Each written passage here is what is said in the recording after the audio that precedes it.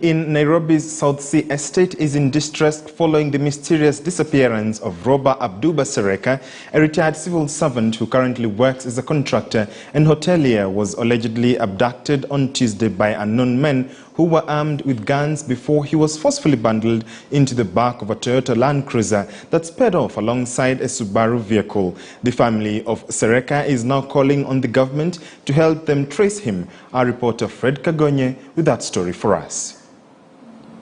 He left his South Sea home. Robber Abduba Sereka went to photocopy his ID. At least that is what he told his wife Bukayo Wato. And the last conversation that he had with his close friend Ibrahim Adan Sora, he told him that he was planning to travel to Isiolo for a burial ceremony. Wakati alitoka hakurudi. And he was rushing to at least brief with the family. Sereka failed to return home and the family did not think much about it. But later, when darkness covered the skies, his wife says she tried calling him to no avail, only to be told later that someone who fits his description had been forcefully bundled into a Land Cruiser by men with guns along this street in South Sea. Nilimuongoja paka saa 6, nikajaribu kupiga simu yake ni mteja. Kuna mtu alikuwa anaingishwa ndani hiyo Land Cruiser na mrango wa nyuma. Sikumuona kwa sura vizuri lakini niliona miguu. Jamaa wakati aliingizwa niliona wakisema twende.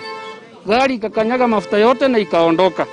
Human rights group Haki Africa is now calling on the government to focus its efforts on getting the perpetrators of the rising cases of abductions and killings. Who are they that the government knows nothing about, who comes in marked or unmarked cars and forces law-abiding citizens into their car to unknown places and later maybe to be returned or maybe to be found dead? The family is now calling on anyone with information that may help them trace Sereka to contact them, while calling on the government to ensure that the retired civil servant and hotelier is back home safe. Matiang'i needs to look into the matter because you guys have covered these stories not once, not twice, but no one is coming to talk about it. If then they are not involved, then why don't they investigate?